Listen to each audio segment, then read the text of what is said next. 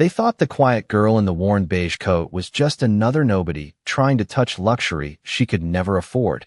But hidden beneath the sleeve of that coat was a secret that would leave an entire Chanel boutique frozen in silence. Before we continue, where are you watching from? Drop your city or country in the comments below. And if you believe people deserve respect no matter how they look, hit like and subscribe. Stories like this remind the world that dignity still matters. Rain tapped softly against the towering glass windows of the Chanel boutique on Fifth Avenue as Claire Whitmore stepped carefully onto the polished marble entrance, her old brown boots leaving faint traces of water behind her. The store glowed with warm golden lighting that reflected off crystal displays and mirrored walls, every inch designed to make wealth feel untouchable. Women in tailored white coats sipped espresso near velvet chairs while sales associates in fitted black suits floated across the floor with rehearsed smiles. Claire paused quietly near the entrance, clutching a weathered leather folder against her chest.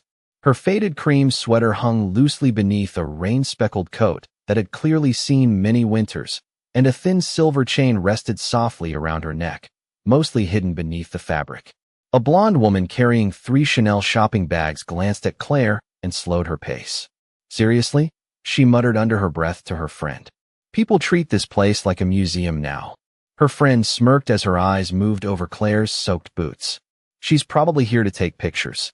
Neither woman noticed the old gold pendant partially visible beneath Claire's sweater, its engraved symbol catching the chandelier light for only a brief second before disappearing again.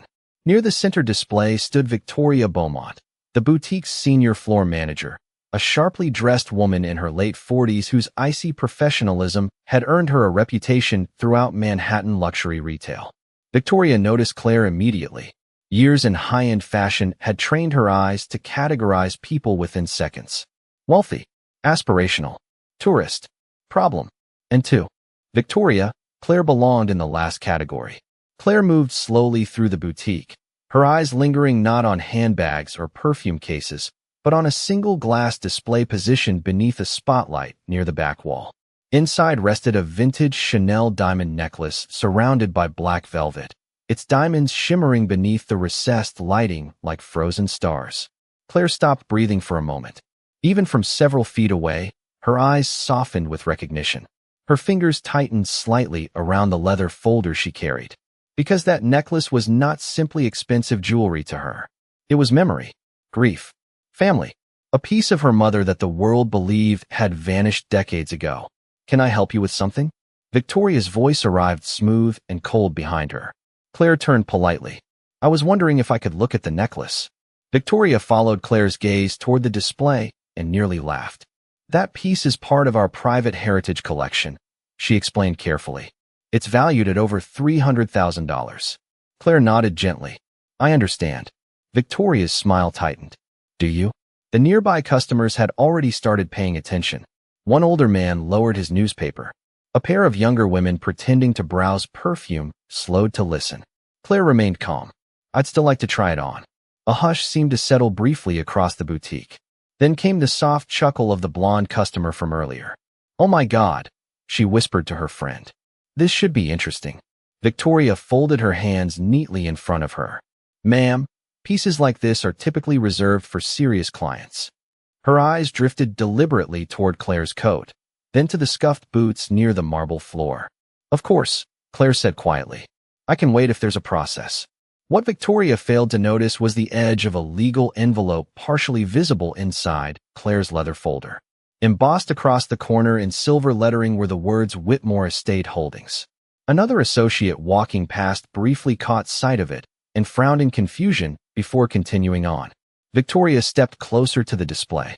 Case, this necklace isn't just jewelry, she said loudly enough for nearby customers to hear. It's one of the rarest vintage Chanel designs in private circulation. Claire's eyes remained fixed on the necklace. I know. There was something in the way she said it that caused the older security guard near the front entrance to glance over again. Calm, familiar, personal. But Victoria interpreted the response differently. Arrogance, fantasy, delusion. Do you? Victoria repeated, her tone sharpening slightly. Because usually people requesting pieces like this arrive with appointments. The blonde customer laughed openly now, or at least a credit score. A few scattered chuckles followed.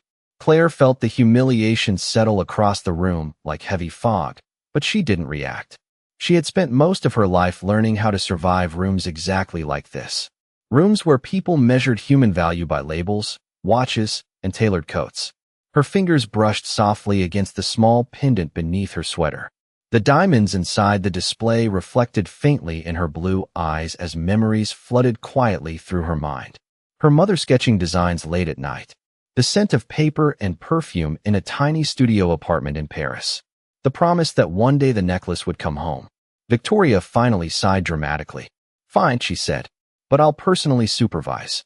The blonde woman pulled out her phone immediately. This is either going to be hilarious or tragic. And somewhere deep inside the boutique, an elderly jewelry specialist emerging from the back office suddenly froze the moment he caught sight of the pendant hanging beneath Claire Whitmore's sweater. The elderly jewelry specialist stood motionless near the back hallway, his silver-framed glasses catching the glow from the chandelier as his eyes locked onto the pendant beneath Claire Whitmore's sweater. For a brief second, something unreadable crossed his face. Recognition, confusion, fear perhaps. But before he could step closer, Victoria Beaumont smoothly moved between him and Claire, reclaiming control of the moment with the cold precision of someone who had spent years deciding who belonged in rooms like this and who did not.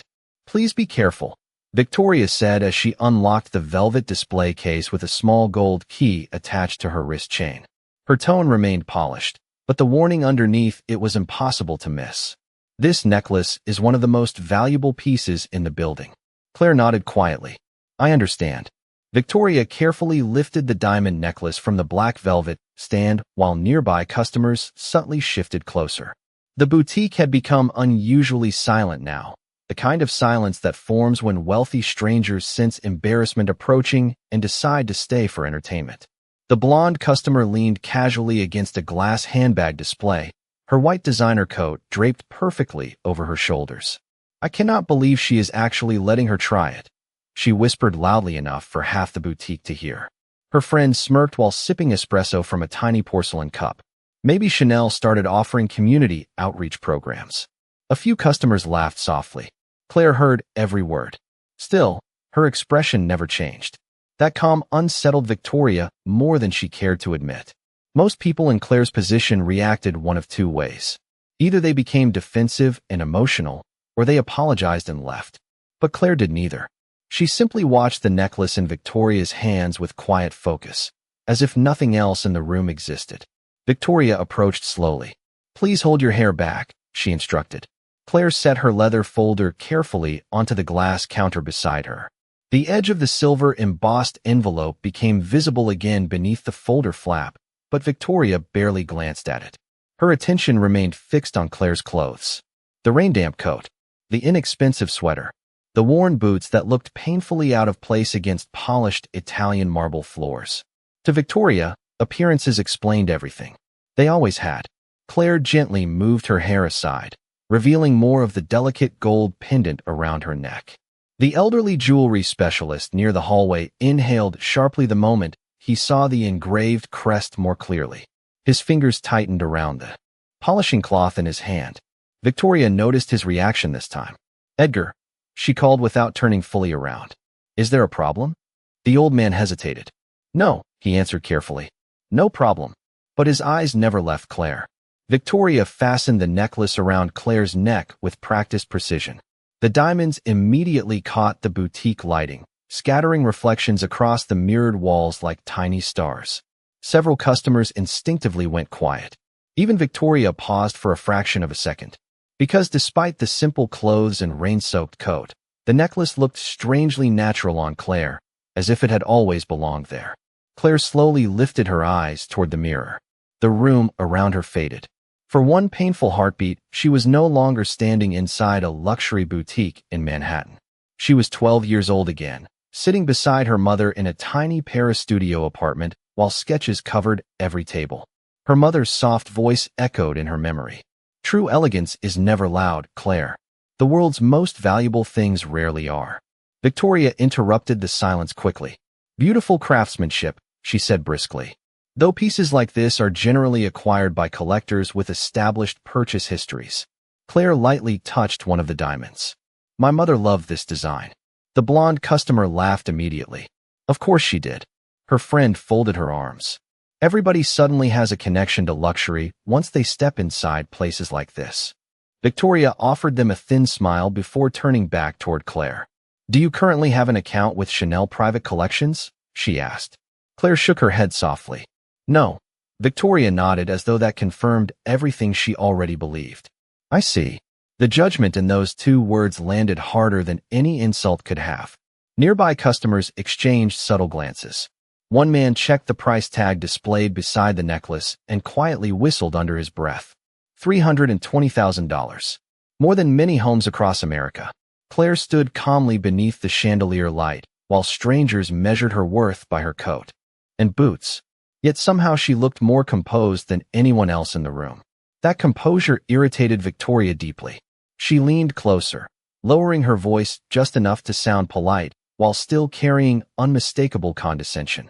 Sometimes people become emotionally attached to objects they cannot realistically obtain, she explained. Luxury environments can feel aspirational. Claire slowly turned from the mirror to face her. Is that what you think this is? Victoria smiled carefully. I think this boutique serves a very particular clientele. The blonde customer crossed her legs and added casually. Some things are simply not meant for everyone. Claire looked at her for a moment, not angry, not embarrassed, simply thoughtful. The kind of thoughtful silence that made people uncomfortable because it forced them to hear themselves clearly. Then she gently picked up the leather folder from the counter again. As she did, a folded document slipped partially free. Edgar's eyes widened the moment he saw the familiar embossed crest printed across the top page. His face lost color instantly, because the symbol on that document matched the hidden engraving behind the necklace exactly. Edgar stared at the exposed document as though he had just seen a ghost rise from the polished marble floor beneath him.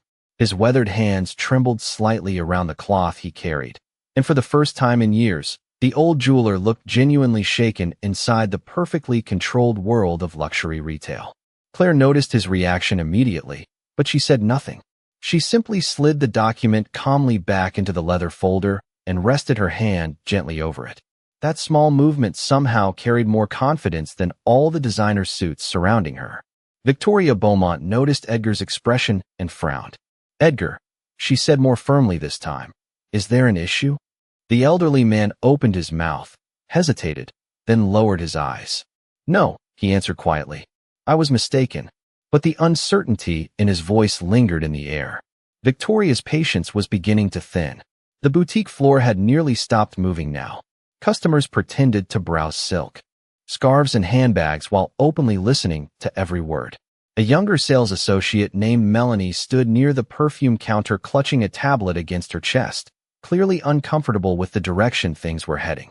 Yet like everyone else in the boutique, she remained silent. Because luxury spaces had unspoken rules, and one of those rules was simple. Never challenge the people who appear powerful. The blonde customer stepped closer, her expensive heels clicking softly against the marble. Victoria, honestly, she said with an amused smile, you are being far too generous. She glanced at Claire's worn coat again. Some people mistake politeness for invitation. Her friend laughed softly beside her. Maybe she thinks this is one of those department stores where they let tourists try things on for fun. Claire slowly looked toward the mirrored wall beside her. Reflected, there were women draped in cashmere and diamonds, waiters carrying silver trays with sparkling water, and in the middle of it all, a quiet woman in old boots wearing a necklace worth more than most Americans would earn in several years. Yet somehow Claire appeared calmer than anyone else in the room. That calmness unsettled Victoria deeply now, because it no longer looked like embarrassment. It looked like patience. Victoria folded her arms carefully. Ma'am, she said in her polished corporate tone, if you are not prepared to purchase the piece today, I will need to ask that you remove it. Claire gently touched one of the diamonds again, her fingers pausing briefly near the hidden engraving behind the clasp. Before I do, she asked softly, may I ask where the necklace was acquired? Victoria blinked once, surprised by the question. Excuse me. The provenance, Claire clarified calmly. The ownership history. A faint smirk appeared on the blonde customer's face. Oh, this should be good. Victoria straightened slightly. All acquisition records are private. Of course, Claire said. I was simply curious whether the original designer's family had ever been contacted. That question landed differently. Melanie looked up immediately. Edgar froze again near the hallway entrance.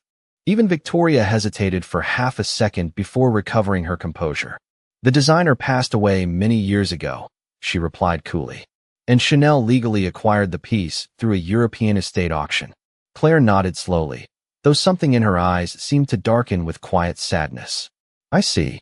The blonde customer tilted her head. You ask an awful lot of questions for someone who cannot afford the necklace. A few nearby customers smiled awkwardly.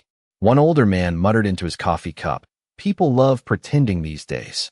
Still, Claire never reacted emotionally. She simply lowered her hand back onto the leather folder resting against the glass counter. Her thumb brushed the silver-embossed crest almost unconsciously, and Edgar noticed. The old jeweler's face lost more color, because he recognized that crest. 20 years earlier, before retirement nearly took his eyesight, Edgar Laurent had worked privately with one of the most gifted jewelry designers in Paris. A woman named Evelyn Whitmore. The same woman whose symbol was engraved behind the necklace, now resting on Claire's neck. Edgar suddenly remembered another detail too.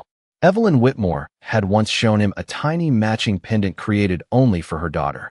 A pendant bearing the exact same crest now hanging beneath Claire's sweater. Across the boutique floor, Victoria noticed the security guards slowly moving closer. Not aggressively, just carefully observant now that tension had settled over the room like heavy fog. The guard glanced briefly toward Victoria for direction. She gave the slightest nod. Claire saw it. So did Melanie. The humiliation no longer hid behind polite language now. It had become visible. The suggestion that she did not belong there. The assumption that someone dressed like her might become a problem. Yet Claire only inhaled quietly and reached into the pocket of her coat. Several customers immediately watched her movements. But instead of pulling out cash or identification, Claire removed a simple silver flip phone. Old-fashioned, nearly outdated. The kind of phone no wealthy person in Manhattan would supposedly carry anymore. The blonde customer actually laughed. Aloud this time. Oh my God. Even Victoria's expression tightened with disbelief. Claire ignored them completely. She calmly dialed a number from memory and lifted the phone to her ear. The boutique grew strangely quiet. Hello, Claire said softly after a moment. Yes, I am here. Her eyes lifted toward the necklace reflected in the mirror. I found it. She listened quietly for several seconds while the room watched her. Then she added one sentence that caused Edgar's breath to catch completely in his throat. Please tell them the Whitmore family would like to discuss ownership before the transfer is finalized. The call ended. Silence spread across the boutique. Real silence this time. Not amused whispers. Not scattered laughter. Just stillness. Victoria's face hardened immediately. I am sorry, she said sharply, but I think this situation has gone far enough. And somewhere outside beyond the rain-covered windows, a long black car slowly pulled to the curb in front of the Chanel boutique. Rain continued sliding down the towering boutique windows as the long black car idled silently outside beneath the glowing Chanel sign, its polished surface reflecting streaks of Manhattan traffic and gold chandelier light. Inside the boutique, however, the atmosphere had shifted completely. The earlier amusement had hardened into tension. Customers no longer whispered casually. They watched openly now, sensing something larger unfolding beneath the surface of the elegant showroom.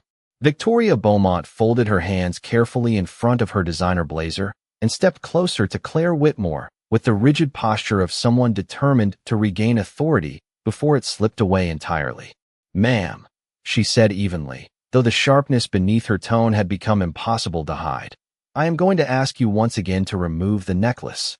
Claire stood quietly beneath the mirrored lights, her reflection surrounded by diamonds and polished glass. The vintage necklace shimmered against her simple cream sweater with unsettling perfection, as though the piece had been waiting years to return to her. Nearby customers continued staring. The blonde socialite crossed her arms. Tightly now, no longer smiling quite as confidently as before. Her friend leaned closer and whispered, "Something about her feels strange." "Please," Victoria continued. This boutique serves clients who schedule private appointments and undergo financial verification for heritage acquisitions. Claire slowly turned her eyes toward her. Calm. Steady. Financial verification, she repeated softly. Victoria nodded once. For pieces of this significance, yes. The implication landed heavily in the room. Several customers looked down awkwardly while others pretended not to hear. But everyone understood exactly what Victoria meant. You do not look wealthy enough to belong here. Melanie, the younger associate near the perfume counter, shifted uncomfortably. Even the security guard near the entrance avoided eye contact now. Edgar remained frozen near the hallway, his face pale beneath the boutique lighting as pieces of memory assembled painfully in his mind. The pendant, the crest, the documents, the necklace itself. He knew exactly who Claire was beginning to look like, and that realization terrified him. Victoria extended a velvet tray toward Claire. I need you to place the necklace here. Claire looked down at the tray for several seconds without moving. The room became so quiet that the faint ticking of a display clock near the handbag section suddenly sounded loud. Finally, Claire reached slowly toward the clasp behind her neck. But before removing it, her fingers paused gently against the hidden engraving behind the diamonds. Her eyes softened for only a moment. Then she looked back toward Victoria. Do you know why this necklace was called the Lumiere Collection? She asked quietly. Victoria blinked, visibly irritated by the question. I am not here to discuss brand history. No, Claire said softly. I suppose you are not. The blonde customer exhaled sharply through her nose. This is getting ridiculous. Another wealthy couple near the watch display quietly moved closer to listen. Claire finally unclasped the necklace and lowered it carefully onto the velvet tray. Yet even that small movement carried a strange dignity that contrasted painfully against the coldness surrounding her.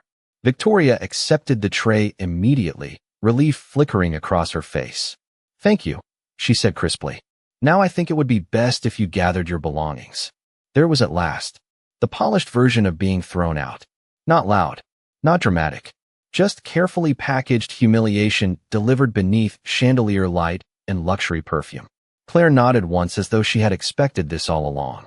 She bent slowly to pick up her leather folder from the counter. As she lifted it, a second document slipped partially free onto the glass surface. Melanie instinctively caught sight of the heading before Claire calmly slid it back inside. Transfer authorization. Chanel International Acquisitions Division. Melanie's eyes widened slightly. She looked toward Victoria, clearly unsure whether she should say something. But fear kept her silent. Fear of embarrassing herself. Fear of questioning authority. Fear of disrupting the invisible hierarchy that controlled rooms like this. Victoria noticed none of it. She had already decided who Claire was the moment she walked through the door. And people rarely question judgments that flatter their own assumptions. The blonde socialite stepped forward again, adjusting the diamond bracelet on her wrist. Honestly, she said to Victoria with a sympathetic smile, you handled this far more gracefully than most places would. Her eyes moved toward Claire. Some people simply need to understand that not every room is meant for them. Claire rested one hand lightly on the leather folder. Her thumb brushed the embossed Whitmore crest again. Then she lifted her gaze toward the blonde woman with the same calm expression she had carried since entering the boutique. You are right, Claire said softly. Not every room deserves the people standing inside it. The words were quiet, almost gentle, yet they landed harder than shouting ever could. The room went still. Even the blonde woman's expression faltered briefly. Victoria's jaw tightened. That will be enough, she said coldly. She turned toward the security guard near the entrance. Please escort Miss Whitmore out. The guard hesitated, not because Claire had caused trouble, but because something no longer felt right. Outside, headlights reflected across the rain-soaked sidewalk as the long black car remained waiting at the curb. A second vehicle slowly pulled in behind it. Then a third. Through the boutique windows, several customers began noticing the growing line of dark luxury cars outside. The atmosphere shifted again. Unease crept silently across polished marble floors. Claire noticed the movement beyond the glass, but showed no reaction. Instead, she calmly slipped the silver flip phone back into her coat pocket and looked once more toward the necklace resting on the velvet tray. You should be careful with that piece, she said quietly. Victoria folded her arms. I assure you, our staff is fully trained. Claire's blue eyes lingered briefly on the diamonds. That is not what I meant. Edgar suddenly inhaled sharply behind them as realization struck him completely at last. And at that exact moment, the boutique entrance doors slowly opened. The boutique doors opened slowly and a rush of cool, rain-scented air swept across the marble floor as three men in dark tailored coats stepped inside beneath the glow of the chandelier lights. Their presence changed the atmosphere instantly. They were not loud or aggressive. They did not need to be. Everything about them carried quiet authority. One customer instinctively lowered her voice mid-sentence. Another subtly stepped aside. Even the security guard straightened his posture. Victoria Beaumont immediately forced a polished smile back onto her face, assuming they were elite clients arriving for a private appointment. "Good evening," she began smoothly, but the tallest man barely looked at her. His attention moved directly across the boutique toward Claire Whitmore, standing near the display counter with her leather folder resting calmly against her side. "Miss Whitmore," he said respectfully, his voice low and professional. "Traffic delayed us longer than expected." The room seemed to lose sound for half a second. Victoria's expression flickered. The blonde socialite stopped adjusting her bracelet. Melanie looked up sharply from behind the perfume counter. Claire simply nodded once. "Thank you, David." The man gave a slight nod in return and stepped beside her quietly, rain droplets still glimmering faintly across the shoulders of his dark coat. The other two men remained near the entrance with disciplined stillness. They looked less like drivers and more like corporate security. Victoria recovered quickly. "I apologize," she said carefully, "but we were just concluding an uncomfortable situation." David finally turned toward her fully. "An uncomfortable situation?" His tone remained perfectly calm, which somehow made it far more intimidating. Victoria gestured lightly toward Claire's clothing, then toward the necklace resting on the velvet tray. There appeared to be some confusion regarding access to one of our heritage pieces. David's eyes drifted toward the necklace. For the briefest moment, genuine recognition crossed his face. "I see." Edgar Laurent slowly approached now, his breathing uneven.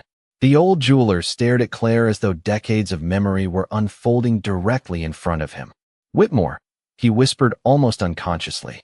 The name immediately pulled Victoria's attention back toward him. "Edgar," she asked sharply. But Edgar barely heard her anymore. His eyes remained fixed on Claire's pendant. "Evelyn Whitmore," he murmured softly. "My God." Melanie's face changed instantly. She hurried toward one of the boutique tablets near the register counter and quietly typed something into the internal client database. Victoria noticed, but said nothing yet. The blonde customer folded her arms tighter. "Who exactly is Evelyn Whitmore?" she asked impatiently. Edgar looked at her with disbelief. "Only one of the most influential jewelry designers Chanel ever tried to acquire." Silence settled again. The older man swallowed hard. The Lumiere collection was hers. Several customers exchanged confused glances. Victoria's confidence weakened slightly for the first time all evening, though she fought hard not to show it. "That is impossible," she said quickly. "The Whitmore estate dissolved years ago." Claire finally spoke again, her voice soft beneath the chandelier glow.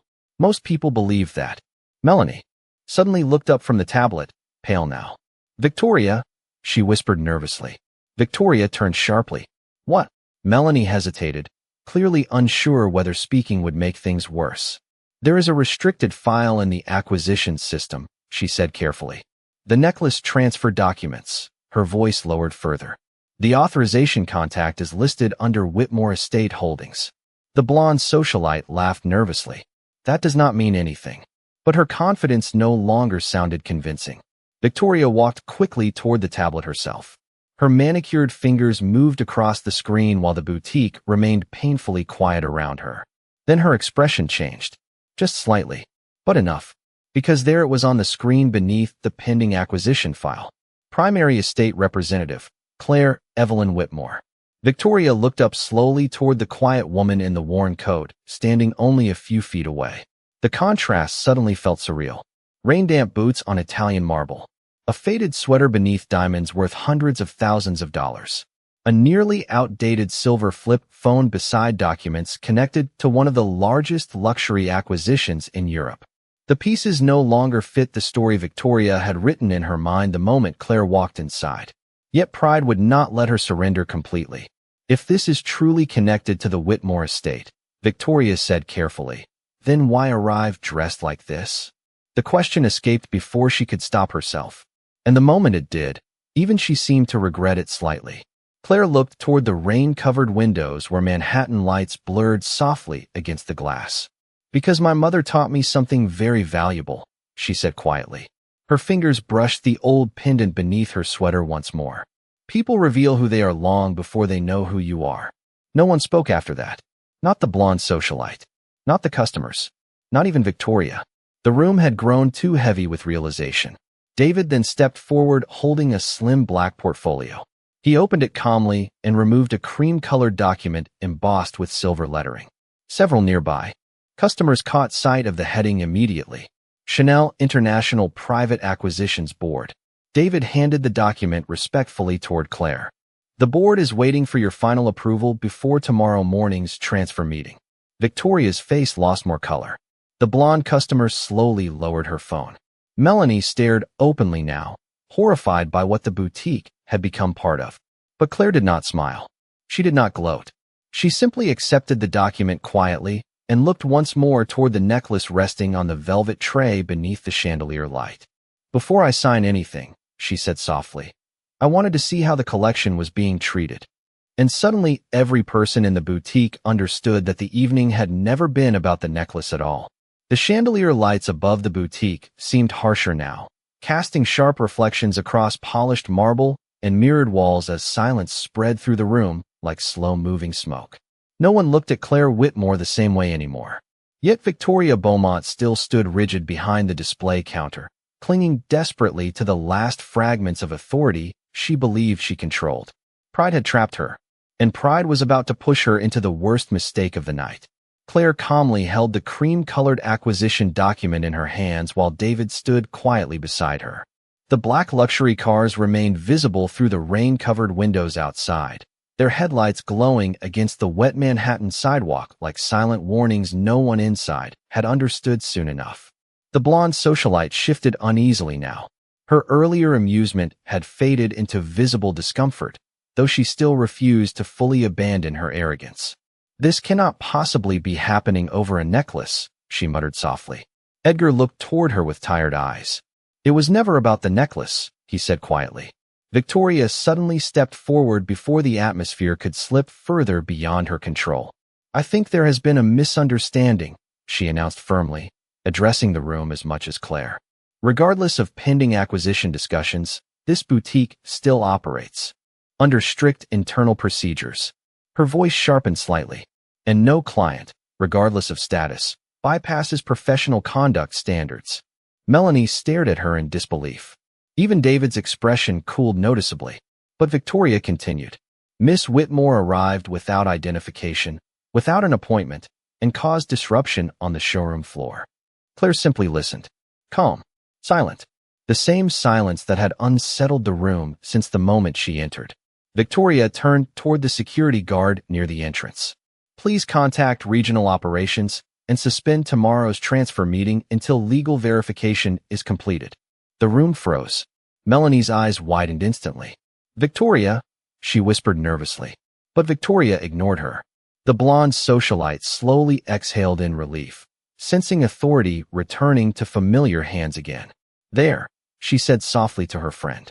Finally, David stepped forward carefully.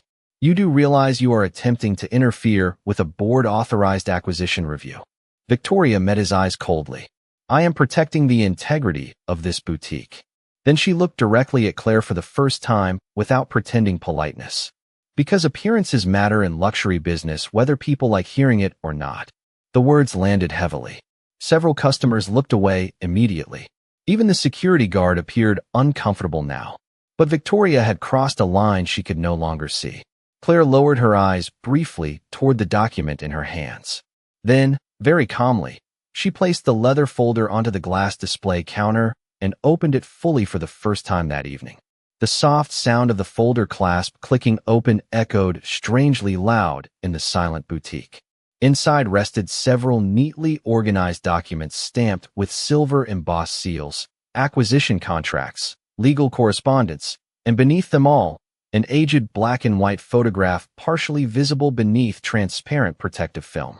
Melanie stepped closer unconsciously. Edgar inhaled sharply.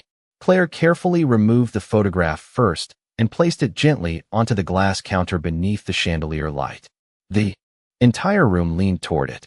The photo showed a younger Edgar Laurent standing beside a beautiful woman sketching jewelry designs at a long Paris work table nearly 30 years earlier. And around the woman's neck rested the exact same pendant Claire wore now beneath her sweater. Edgar's face went pale. "Evelyn," he whispered.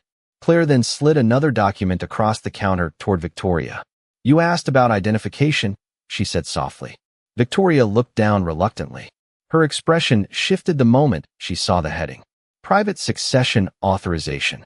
Estate of Evelyn Whitmore. Signed beneath it in elegant dark ink was Claire Evelyn Whitmore, sole surviving heir. The blonde customer stepped backward slightly. Melanie covered her mouth quietly, but Victoria still fought to hold on to control. "Documents can be copied," she said sharply, though uncertainty had finally entered her voice. Claire nodded once. "That is true." Then she reached into her coat pocket again. Every eye in the boutique followed the movement. Slowly, calmly, Claire placed a small silver key onto the glass counter beside the photograph. At first it looked ordinary, until Edgar saw the engraving. The old jeweler physically staggered backward one step. "No," he whispered, because the key carried the original Lumiere crest, a design mark known only to the Whitmore family and the Executive Archive vault in Paris, where the remaining unreleased collection pieces had been stored for decades. David finally spoke again, his voice low and measured. "That key opens Vault 7 in the Paris Heritage Archive." A hush fell across the boutique. Victoria stared at the key as the last certainty drained slowly from her face. Claire looked toward her calmly. "My mother trusted very few people with access to her original designs." Rain tapped softly against the glass outside. No one moved. No one even pretended to browse anymore. The room had become trapped inside its own realization. Yet Victoria made one final mistake. One fatal attempt to protect her pride. She folded her arms tightly and said the sentence that shattered whatever remained of her authority. "With all due respect," she said coldly, "wealthy families do not send heirs into flagship boutiques dressed like struggling tourists carrying outdated flip phones." The room went completely silent. Not uncomfortable silence this time. Dangerous silence. David slowly closed his eyes. Melanie looked horrified. Edgar stared at Victoria as though watching someone destroy their own career in real time. But Claire did not react with anger. She simply reached into the folder one last time and removed a thin cream envelope sealed with the Chanel executive crest. Then she gently slid it across the counter toward Victoria. "You should read the first page aloud," Claire said quietly, "especially the part with your name on it." No one in the boutique moved. The rain outside seemed distant now, reduced to a faint whisper against the towering glass windows, while every eye locked onto the cream envelope resting beneath the chandelier light. Victoria Beaumont stared at it without touching it, as though opening it might confirm something she was no longer prepared to face. Claire Whitmore stood silently across from her, one hand resting lightly against the leather folder that had quietly dismantled an entire room built on appearances. David remained beside her with calm professionalism, while Edgar Laurent looked almost overwhelmed by memory and realization. Finally, under the weight of dozens of watching eyes, Victoria reached for the envelope. Her fingers were no longer steady. She carefully broke the executive seal and unfolded the document inside. At first her expression remained guarded. Then her eyes moved lower across the page. And lower still. The color slowly drained from her face. Melanie watched from behind the counter, barely breathing. The blonde socialite unconsciously stepped closer. Even the security guard near the entrance stared openly now. Victoria swallowed hard. Her lips parted slightly, but no words came out. Claire said nothing. She did not need to. The paper in Victoria's hands was speaking loudly enough already. "Read it," David said quietly. Victoria looked up sharply toward him, humiliated by the request. Her voice failed for a second. The room remained completely silent. Finally she lowered her eyes back to the document and forced herself to continue. "Effective immediately," she read softly.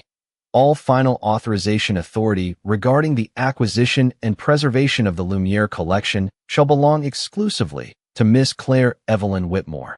The blonde woman's face froze. Victoria's voice grew weaker with every sentence. Primary heir to the Whitmore estate and newly appointed executive preservation partner to Chanel International Heritage Division. A hush fell across the boutique, so complete that the ticking clock near the handbag displays could be heard again. Melanie covered her mouth with trembling fingers. Edgar slowly closed his eyes as though decades of history had suddenly returned all at once. Victoria reached the final paragraph and stopped breathing entirely for a moment. Then, almost mechanically, she forced herself to read the last line aloud.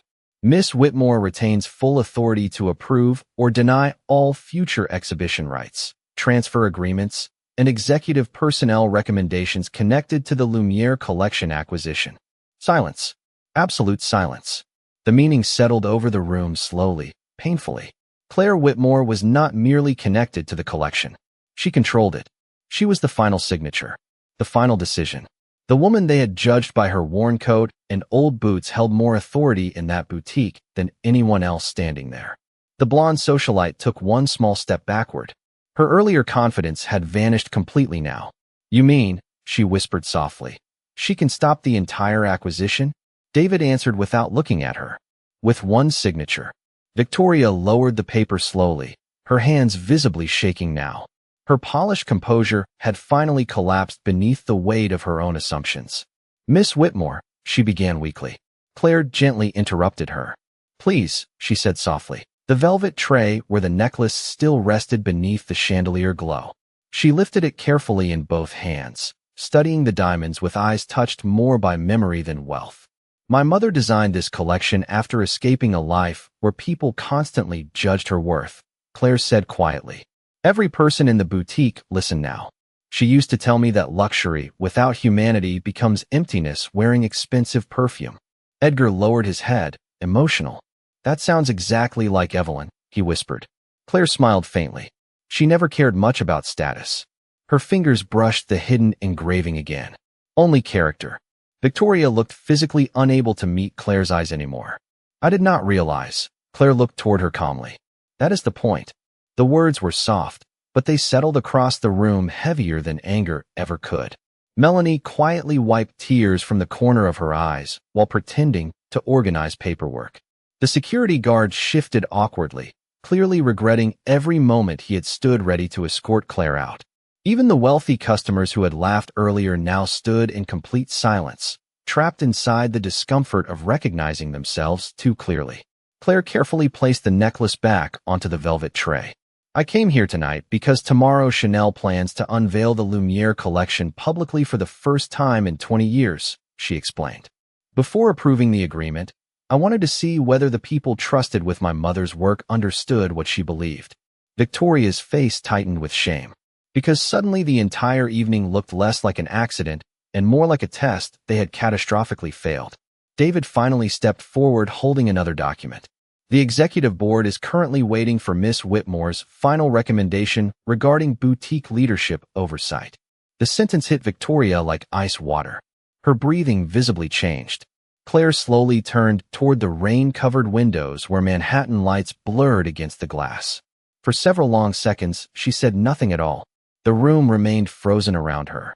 Then she looked back, gently toward Victoria. "You asked earlier why someone from a wealthy family would dress this way," Claire said quietly. Victoria lowered her eyes immediately. Claire's expression never hardened. "Because if I had walked in wearing diamonds and designer labels, everyone here would have treated me with respect before learning a single thing about who I am." The room went silent again, not out of fear now, but because no one could deny the truth inside those words. And standing there beneath the chandelier light in her old coat and worn boots, Claire Whitmore suddenly looked like the most powerful person in the building. The boutique remained completely silent long after Claire Whitmore finished speaking. No one reached for champagne glasses anymore. No one pretended to browse handbags or silk scarves. The luxurious atmosphere that had once felt effortless now seemed painfully fragile beneath the weight of exposed truth. Rain continued sliding slowly down the towering windows, while chandelier light reflected across polished marble floors where confidence had quietly collapsed into shame. Victoria Beaumont stood motionless behind the display counter, still holding the executive document with trembling fingers. Only an hour earlier, she had controlled the room with polished authority and practiced judgment. Now every person around her had witnessed exactly how quickly appearances could deceive. The blonde socialite lowered her eyes first. She suddenly looked smaller somehow, despite the diamonds on her wrist and the designer coat draped perfectly over her shoulders. "I did not know," she murmured softly, though the words sounded empty even to herself. Claire looked toward her calmly. "No," she said gently. "You decided." The sentence was not cruel. That was what made it hurt. Because Claire did not attack anyone. She simply held a mirror in front of them and allowed them to see themselves clearly for the first time all evening. Edgar Laurent slowly approached the display counter with emotional eyes. "Your mother used to walk into workshops dressed almost exactly like you," he said quietly. Claire smiled faintly. She hated attention. Edgar nodded with a sad laugh. "Most brilliant people do." He looked down at the necklace resting beneath the chandelier light. Evelyn always believed jewelry should reveal character, not replace it. Several customers listened silently now, visibly uncomfortable with the memory of their own behavior only minutes earlier. Melanie finally stepped forward from behind the counter, clutching her tablet nervously against her chest. "Miss Whitmore," she said softly, "I am sorry for not speaking up sooner." Claire turned toward the young associate with surprising warmth. "You noticed something was wrong," she said gently. "That matters." Melanie's eyes filled slightly as relief crossed her face. Across the boutique, the security guard quietly removed his hand from the radio attached to his belt and lowered his gaze.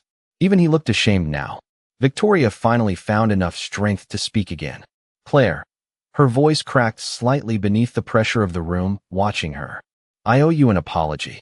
Claire remained silent and allowed her to continue. Victoria slowly placed the executive document down on the glass counter beside the velvet tray. "I judged you before learning anything about you," she admitted quietly. "I saw your clothes and made assumptions about your value, your background, even your right to be here." The confession hung heavily in the air because everyone knew it was true. Victoria inhaled carefully, and instead of listening when evidence appeared in front of me, I protected my pride. No one interrupted her. The room had become too honest for interruption now. Claire looked at Victoria for several seconds before speaking softly. "Luxury stores are not the only places where this happens." Victoria lowered her eyes. Claire rested one hand lightly on the leather folder beside her. "People do this everywhere. Restaurants, offices, schools, airports. They decide who deserves kindness based on appearance before hearing a single word." The blonde socialite quietly removed her phone from her purse and slipped it away without speaking.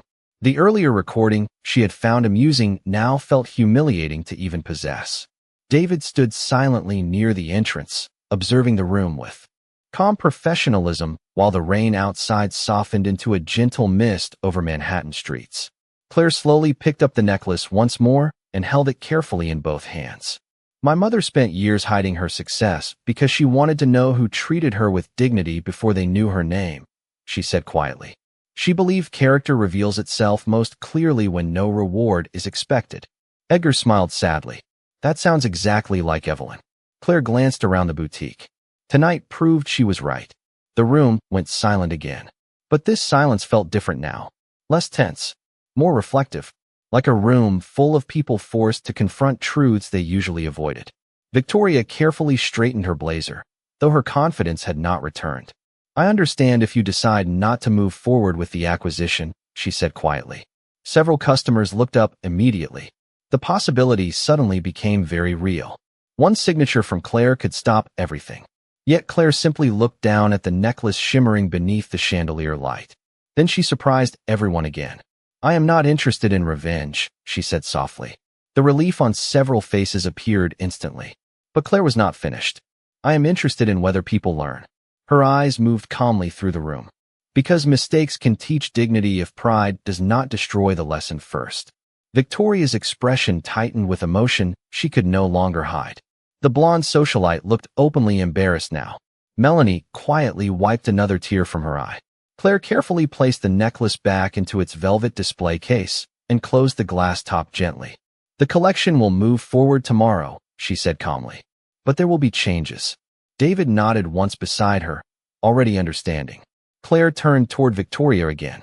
Not punishment, she clarified softly. Training. Victoria blinked in surprise. Claire continued. Every employee connected to the Heritage Division will complete client dignity and bias education before the exhibition opens. The statement stunned the room almost as much as the reveal itself. Because Claire had chosen accountability without cruelty, correction without humiliation, strength without arrogance. Edgar smiled quietly to himself. Your mother would be proud of you. Claire looked toward the rain-covered windows where city lights shimmered against the glass. She taught me that elegance means nothing if it disappears the moment someone walks in wearing old boots. No one in the boutique had an answer for that. Because deep down, every person standing there knew exactly who Claire Whitmore had truly exposed that evening. And it was not herself. For a long moment after Claire Whitmore finished speaking, no one inside the boutique seemed capable of moving. The marble floors, the crystal lighting, the glass displays that once radiated effortless luxury now felt strangely quiet beneath the weight of everything that had been revealed. Outside, the rain over Manhattan had finally begun to slow, leaving silver streaks across the towering windows, while city lights shimmered softly against the wet streets below.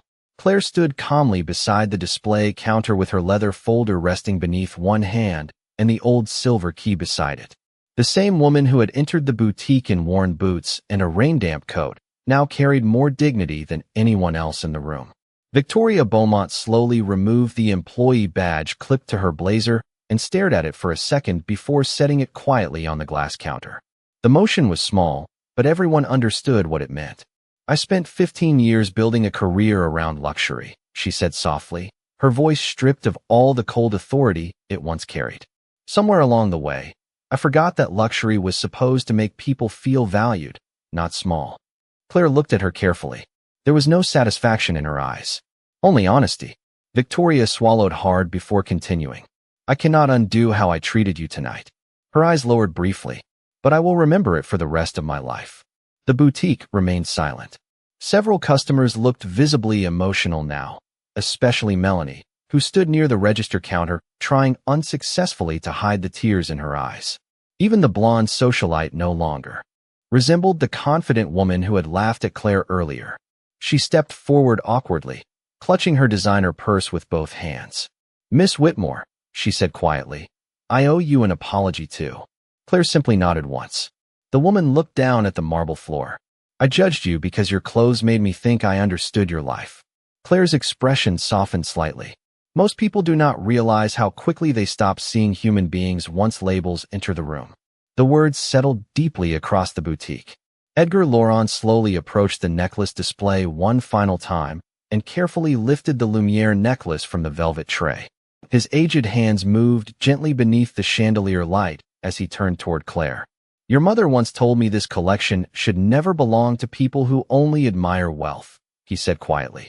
She wanted it preserved by people who still understood grace. Claire smiled faintly through the emotion gathering in her eyes. Edgar carefully placed the necklace into a new presentation case lined with midnight blue velvet. Then, with visible reverence, he handed it toward Claire. I believe it has finally come home. No one spoke as Claire accepted it. The diamonds shimmered softly beneath the light, but somehow they no longer felt like symbols of status. They felt personal now, human, connected to memory instead of money. David stepped forward beside Claire with the final acquisition contract already opened to the signature page. The board is prepared to proceed whenever you are ready, he said quietly. Claire looked down at the document for several seconds. Then she calmly picked up the silver pen resting beside it and signed her name across the bottom page in one smooth motion. The sound of the pen against paper seemed louder than anything else in the room. With that single signature, the future of the Lumiere collection was finalized. Yet Claire did not look triumphant. She simply closed the folder gently and handed it back to David. The exhibition moves forward, she said softly. But make sure every guest who walks through those doors is treated with dignity first. David nodded immediately. It will be done. Claire then turned toward Melanie. The young associate looked startled. You noticed something was wrong tonight, even when speaking up felt difficult, Claire said. People like that are rare in places like this. Melanie looked completely stunned. Claire smiled gently. I would like you involved with the Heritage exhibition team. Melanie's eyes widened instantly. Really? Claire nodded once. Character matters more than polish. Across the room, Victoria quietly closed her eyes for a moment as though the lesson landed one final time.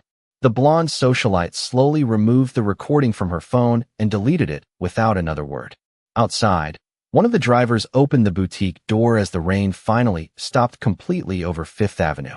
Cool evening air drifted softly through the entrance while the city glowed beyond the glass. Claire slipped the silver key carefully into her coat pocket and picked up the midnight blue presentation case containing her mother's necklace. Before leaving, she paused near the doorway and looked back one final time at the silent boutique behind her.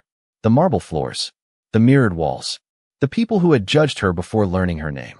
My mother used to say something whenever people underestimated her, Claire said quietly. Every person in the room listened. She said elegance is not what you wear when everyone is watching. It is how you treat people when you believe they have nothing to offer you. No one had an answer for that. Claire gave a small nod toward Edgar, then toward Melanie, before stepping through the doorway into the cool Manhattan night. The long black car waited silently at the curb beneath glowing city lights while reflections shimmered across the wet pavement around her worn boots. Behind her, inside a boutique built on wealth and appearances, an entire room remained frozen in thoughtful silence long after the quiet woman disappeared into the city carrying nothing louder than dignity.